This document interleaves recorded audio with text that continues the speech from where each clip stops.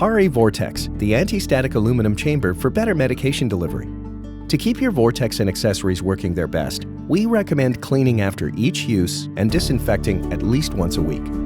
Start by washing your hands thoroughly before each cleaning. Detach the mask from the mouthpiece and remove the inhaler from the back of the chamber. Disassemble the Vortex as shown here, and be sure that the protective cap is open. Rinse the parts in running water. To clean, fill a bowl with lukewarm water and liquid dish soap. Soak the parts for 15 minutes, agitating gently. Rinse all parts thoroughly under running water. You can also clean your Vortex and accessories in the dishwasher. Place the parts in the top rack of the dishwasher and shake out any excess water after the cycle is complete. To disinfect, place all parts in a clean pot of boiling water for 5 minutes.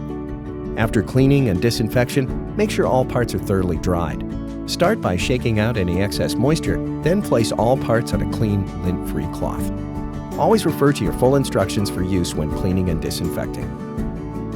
Vortex, aluminum chamber, less plastic, better delivery.